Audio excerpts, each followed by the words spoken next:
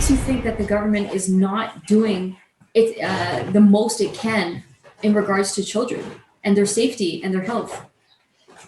Because the government is not listening to the stakeholders that are expressing diverse and varying opinions from from public health and from the science table. So the only consultations they're doing are consultations that are pro lockdown and that are politically motivated to see that we have continued school closures. There's been reported scandals of conflicts of interest, and the government has done nothing to address those. So we can see that the government is not doing their job by listening to all the voices and then coming to a decision that is informed and reflects all the different voices.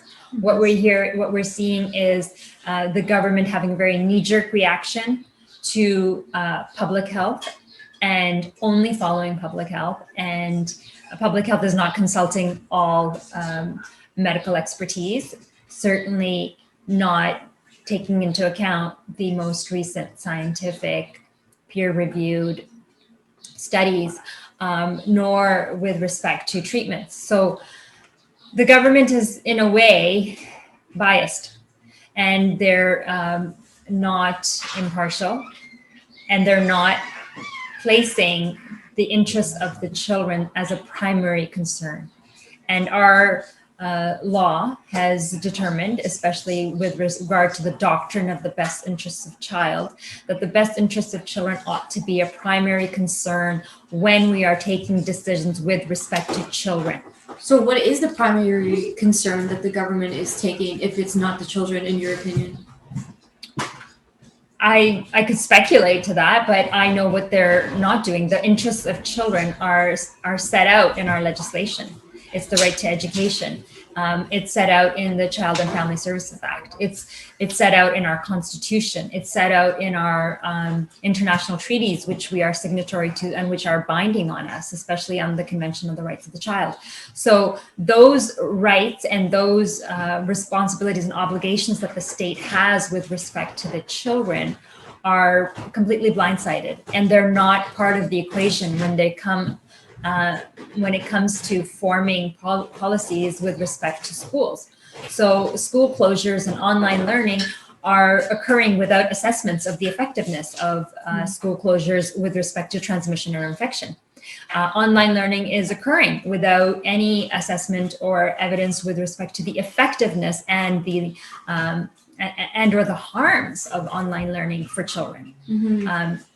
And a lot of parents don't even call it online learning. Recently, I've listened to a CBC podcast where it's being described as online instruction or teaching, because the parents are saying their children are not learning. Mm-hmm. And in fact, they're getting more stressed out by online.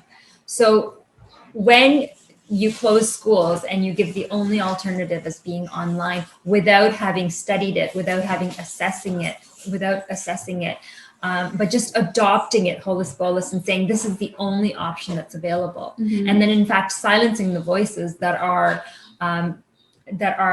providing evidence that is objective and contrary to that, then the only conclusion you can come up with is no, the government is not acting in the best interests of children. In fact, they're acting contrary to the best interests of children. Thank you.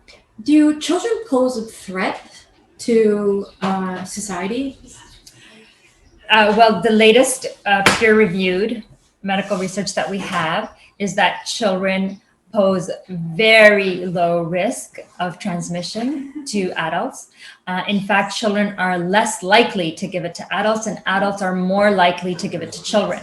So teachers' rate of infection was no greater than adults in any other population or profession. Mm. And there was a study done in Sweden. And Sweden is the country that never closed their school down. Schools were open throughout the pandemic. There was no masking in schools. There was no social distancing in schools. There was no online learning. And the New England Journal of Medicine, which is a peer-reviewed publication, basically concluded that Swedish children were better off, and so were their teachers. So there's a fallacy and there's a false assumption that children are super spreaders, or that somehow children going to school will result in grandma dying. So all these images that are being invoked that are purely provocative and fear-based are actually contrary to all the medical evidence that we have. And that medical evidence is not being taken into account when they're formulating policy. Mm-hmm. So children, no, do not pose a risk of infection, and they do not pose a risk of transmission, and their likelihood of contending with this virus is a lot greater. There's low mortality. In fact, there's no mortality that has been recorded. And so really the children are bearing the brunt of the cost of measures that are taken in the name of protecting them. Thank you. Now just kind of like a personal / opinion question, I guess. Which demographic or segment of the adult population do you feel the most disappointed in or shocked by? Educators, unfortunately, at all levels. And I don't just mean teachers, because we are seeing now teachers are speaking out, but they don't have that political clout, right? They've gone to their unions, and the unions are not representing children's interests. I hold the school administrators responsible, the principals, the trustees, the people who are in managerial roles, the superintendents, because they know what parents are saying and they ignore them. Countless parents have petitioned their local school trustee and their school superintendent, and provided them with evidence and have asked them, what are your school mandates based on? Provide us with that evidence so that we can read it. And here, read what I have that says that this is not good for my child. And they've been ignored. They haven't even been responded to. So,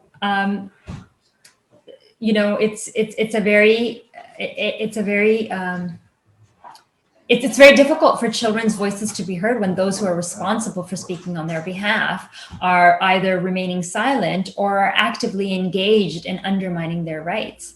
So not only, educators, but, social workers, anyone who interfaces with children, parents who are projecting their own fears onto their children, because they don't have the time or don't have the ability or don't have the wherewithal to do their own independent research and reading, because they're bombarded with messaging from social media as well as from the mainstream press, which has done quite a number on scaring the wits out of parents.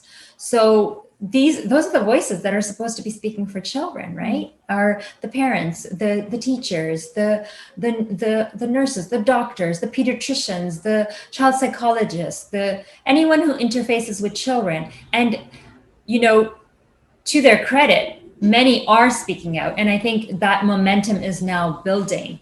But we certainly have well-documented evidence of the harms that have occurred for children.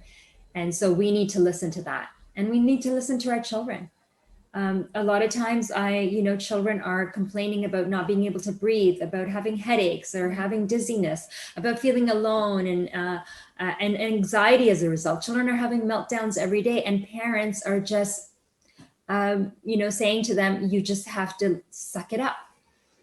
So they have to listen to their children. They have to stop telling their children that, or making excuses to their children for why it's okay for them to continue suffering. We cannot continue to justify and stop listening to our children and silencing them, because then we are seeing an increase in childhood depression and anxiety.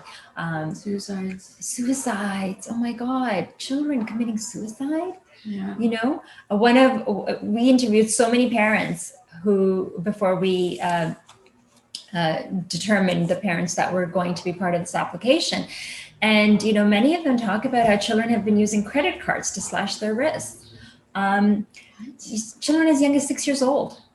And a lot of the applicants that we have in the Superior Court application, the harms that are suffered by their children, including loss of speech development and erosion of learning, and that had occurred. So children we are seeing have regressed and are suffering. Yeah. And these are the parents and the doctors and the nurses who are speaking out, and the center is supporting them. That last question, what is the best case scenario for you in terms of an outcome of this case? Best case scenario is to lift the lockdowns, and we've seen that in other jurisdictions. It's to open up schools as they did in Florida, because in Florida they had a lockdown in spring and then they lifted it in September. They resumed schools, and compare that to California. California has the strictest, longest lockdown. Yeah. Yet in the first wave, the comparison between Florida and California, the death rate, the cumulative death rate was similar. And in the second wave, when you had unlocked Florida, it actually had less deaths than lockdown California. So we can see from our neighbors in the South that 25 states are now open and mask mandates have ended. And we can try to take an example from that, and end the mandates in school that are preventing our children from interacting and speaking and engaging and learning and having their childhood. Yeah. Well, thank you so much. Those are all the questions that I have. Is there anything else that you'd like to add? No, I just want to say that, apart from the loss of education and learning, there are the neurological and psychological as well as physical impacts of lockdowns in general, but the mandates in school in particular. And we hope that we will have an opportunity to have the courts look at all the evidence in an impartial light. And we're very, positive about the outcome because the evidence is so strong. Thank you so much.